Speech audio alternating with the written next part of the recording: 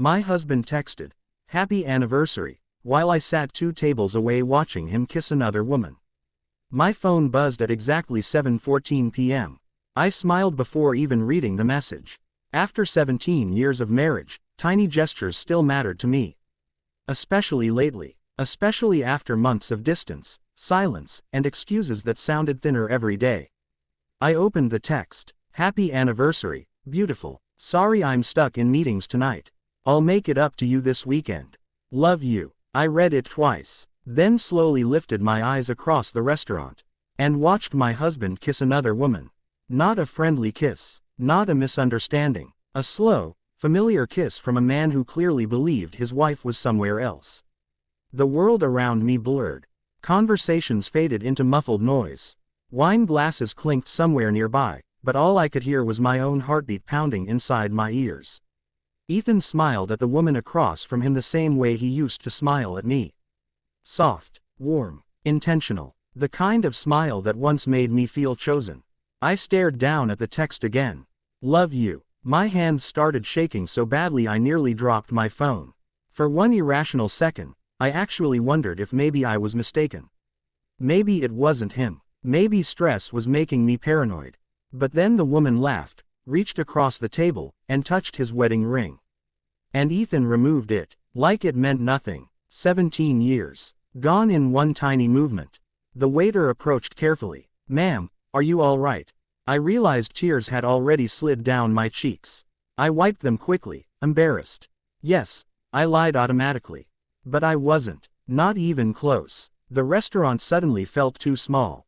Too warm. Too cruel. 3 weeks earlier, Ethan had forgotten our anniversary entirely until our daughter reminded him. 2 months earlier, he canceled our vacation because of work pressure. 6 months earlier, he stopped reaching for my hand in public. I told myself marriages go through seasons. I told myself love changes. I told myself exhaustion explains distance. But sitting there watching him lean toward another woman while texting me, "Happy anniversary," something inside me finally stopped making excuses. The waiter placed fresh bread on my table gently. "You don't have to stay," he whispered kindly. That nearly broke me completely. Because strangers had started treating me with more tenderness than my husband did. I swallowed hard and stood slowly, trying not to collapse emotionally in the middle of the restaurant. But before I could leave, Ethan looked up and saw me. The color drained from his face instantly. He froze mid-sentence. The woman beside him looked confused. For 3 long seconds, nobody moved. Then Ethan stood up so quickly he nearly knocked over his chair. "Claire." I turned and walked toward the exit. I heard him calling my name behind me. People stared as he hurried after me through the crowded restaurant. Outside, cold rain soaked the sidewalk. "Claire, wait." I kept walking. "Please." I finally stopped beneath a glowing street lamp. My chest hurt so badly I could barely breathe. Ethan reached me looking panicked. "It's not what it looks like." I laughed. Actually laughed. A broken, exhausted laugh.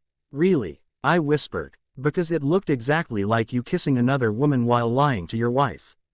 Rain dripped from his coat as he ran both hands through his hair. "You weren't supposed to be there."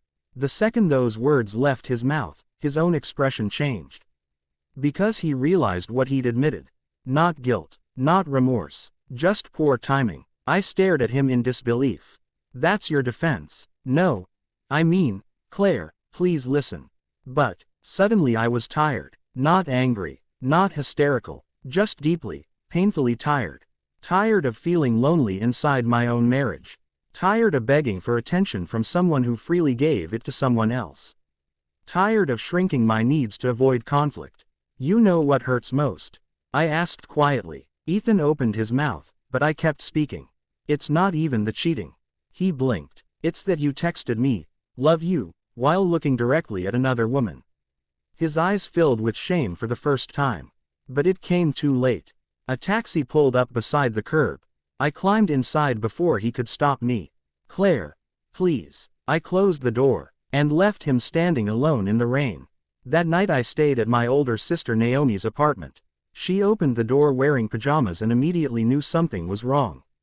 "What happened?" I tried answering calmly, but the second I saw genuine concern on her face, Years of buried pain exploded out of me. I cried harder than I had cried in my entire adult life. Naomi held me through all of it without interrupting once. After nearly an hour, she finally whispered, "I'm so sorry." 3 simple words, but they felt more honest than every apology Ethan would later attempt. Around midnight, my phone flooded with messages. "Please talk to me. It didn't mean anything. I made a mistake." Then finally, "You're still the love of my life." I stared at that text for a long time. Because maybe part of him believed it. But love without respect becomes something painful. Something hollow. I turned my phone face down. Naomi handed me tea quietly. Then she said something unexpected. "You know this isn't your fault, right?" I looked at her weakly. "I keep thinking maybe if I'd been more fun lately, or less stressed, or prettier." "Stop." Her voice was firm now. "A loyal man doesn't suddenly cheat because his wife got tired or busy." I looked down into my tea. Because deep inside, I already knew that. But betrayal has a strange way of making people blame themselves first. The next morning, Ethan showed up outside Naomi's building carrying flowers and looking destroyed. Naomi looked through the curtains. "He's been sitting there 40 minutes. I sighed heavily. Part of me wanted to scream at him. Another part wanted to run downstairs and ask why I wasn't enough. But the deepest part of me already knew the truth. This wasn't about worth. People cheat because something is broken inside them, not because their partner lacks value. Eventually I went downstairs. Ethan stood immediately when he saw me. His eyes were red from crying. "I'm so sorry." The words sounded real this time. Painfully real. But reality remained unchanged. "Who is she?" I asked quietly. He hesitated too long, and somehow that hurt more than the affair itself. "Her name is Vanessa." "How long?" Silence. Then finally, 8 months. 8 months. 8 months of lies. Family dinners. Movie nights. Sunday mornings. Anniversary plans. All while another woman occupied space inside my marriage. I leaned against the building wall because suddenly I felt dizzy. Ethan stepped forward instinctively. I moved back immediately. The hurt in his face was immediate. Good. For once, I wanted him to feel uncomfortable too. "It started during the Chicago project," he explained desperately. "I swear I never meant for this to happen. But it did." He nodded slowly, tears forming again. "I ended it tonight." I looked at him carefully. "Because you love me?" "Yes. Or because you got caught?" His silence answered everything. That was the moment something shifted permanently inside me. Not dramatically, not loudly, just quietly, like a door closing deep within my chest. "I need time," I said softly. "Claire, please don't throw away 17 years. I looked at him sadly. I wasn't the one throwing them away. For the next few weeks, life became strangely divided. Outside, everything appeared normal. I still went to work at the library. Still called my daughter Emma at college. Still bought groceries. Still smiled politely at neighbors.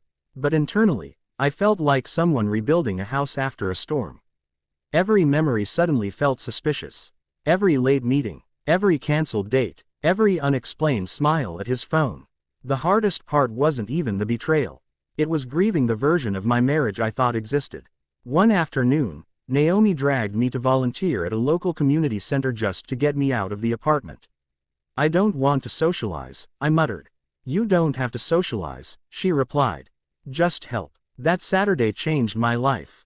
The community center hosted weekly dinners for struggling families, elderly residents, and homeless neighbors. I expected sadness. Instead, I found warmth. Laughter echoed through the kitchen while volunteers prepared food together. An older man named Walter told terrible jokes while chopping onions. A teenage girl taught children how to decorate cupcakes. People with very little still shared whatever kindness they had left. It humbled me immediately. At one point, I found myself serving mashed potatoes beside a woman named Rosa. She noticed my wedding ring instantly. "You look heartbroken," she said gently. I laughed weakly. "Is it that obvious?" "Only because I used to look the same." Something about her calmness made me ask, "What happened?" "My husband left after 22 years. I blinked in surprise. "You seem okay." "Oh honey," she smiled sadly, "I wasn't okay for a long time." There was no bitterness in her voice. Just wisdom. "What changed?" I asked. Rosa handed a dinner plate to a little boy before answering. I stopped measuring my worth by someone else's ability to see it. That sentence stayed with me for days. Weeks, actually. Meanwhile, Ethan continued trying. Flowers arrived at Naomi's apartment constantly. Long apology emails. Voice messages full of regret. One night he even stood outside in the snow holding a photo album from our early years together. And for the first time, I saw genuine devastation in him. Not because he lost comfort.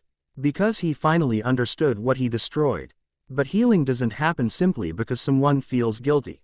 Trust is delicate, and once shattered, it cuts both people. A month later, Emma came home from college after finally learning the truth. I dreaded telling her, not because she would hate Ethan, but because children, even grown children, ache when their parents break apart. She arrived quietly and hugged me for a very long time. Then she asked the question I feared most. Did Dad stop loving us? My throat tightened instantly. No, I whispered. This isn't about love for you. Then why would he risk everything? I didn't know how to answer. Because betrayal rarely makes logical sense even to the people committing it. That evening, Ethan came over so the three of us could talk together.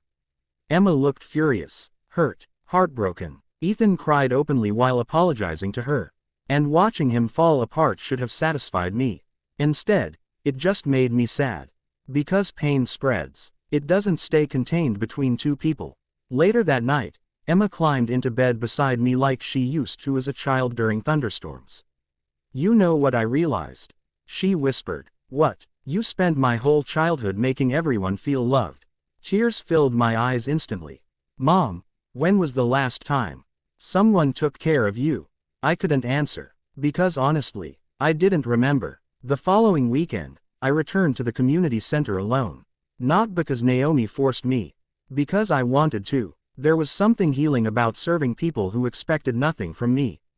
No pretending. No performance. Just humanity. That afternoon, a nervous young mother entered carrying two small children. She looked exhausted, embarrassed, ashamed to need help. I recognized that expression immediately. I gently handed her extra food containers. You can take more, I whispered. Her eyes filled with tears. Thank you. Such a tiny moment. But suddenly I understood something important. Pain either closes your heart, or teaches you how deeply others hurt too. As weeks passed, I slowly began rediscovering pieces of myself buried beneath years of routine and compromise.